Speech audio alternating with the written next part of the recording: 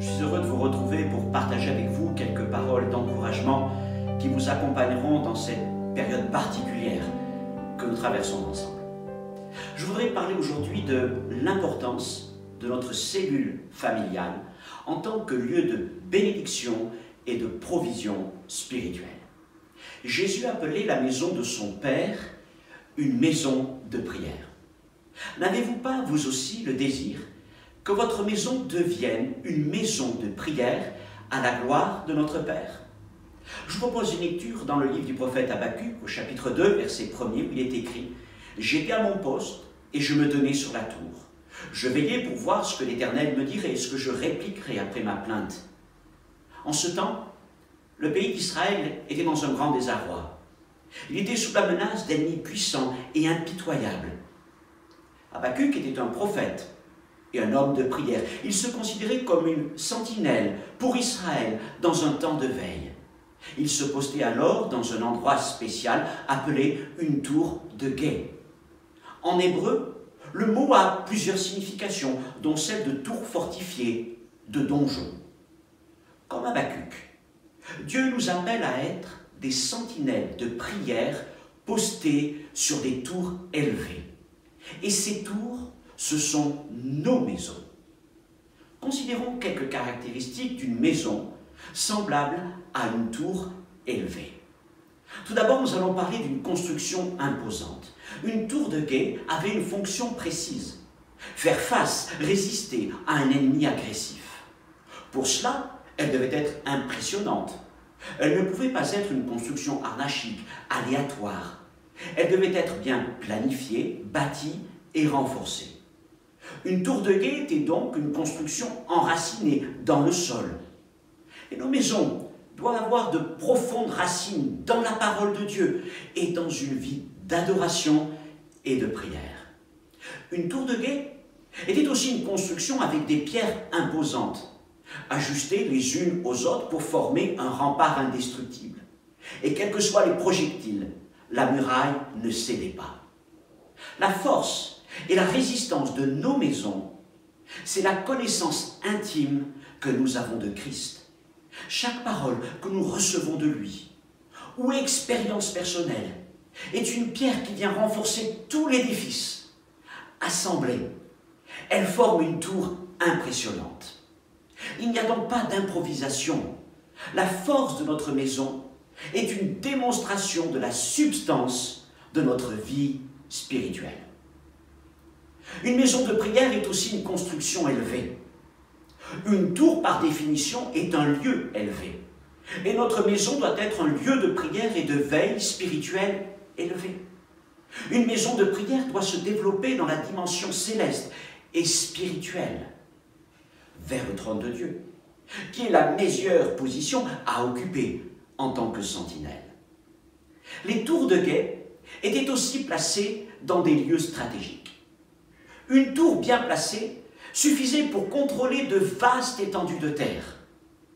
Au sommet d'une tour, les sentinelles pouvaient voir l'ennemi alors venir à des kilomètres. Dieu positionne nos maisons spirituellement à un endroit stratégique élevé, et avec l'aide de l'Esprit du Seigneur, les prières émanant de nos maisons se répandront sur de vastes étendues spirituelles.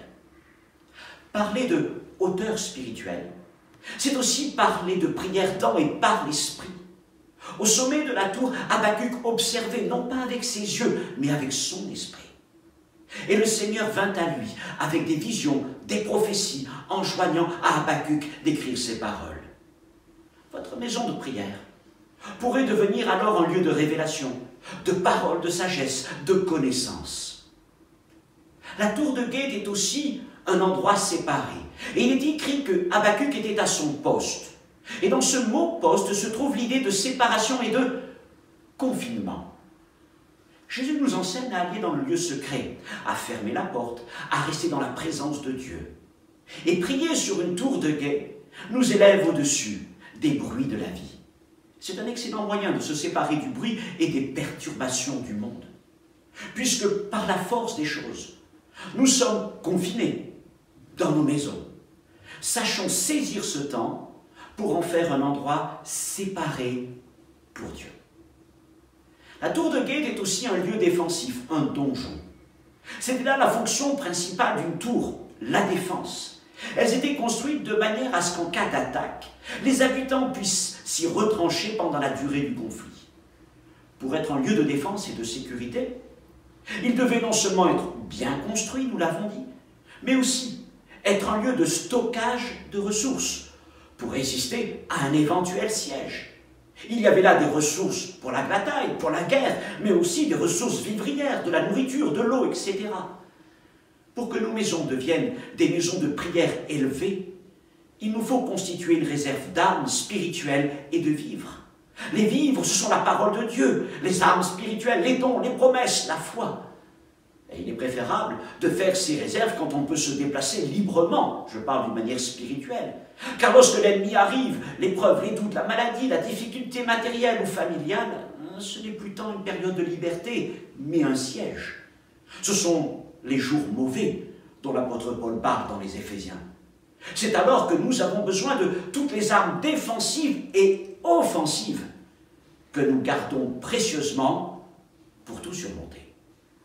Mes frères et sœurs, en élevant notre maison comme une tour de veille, en constituant des réserves spirituelles, nous servirons de refuge spirituel aux gens que Dieu placera près de nous.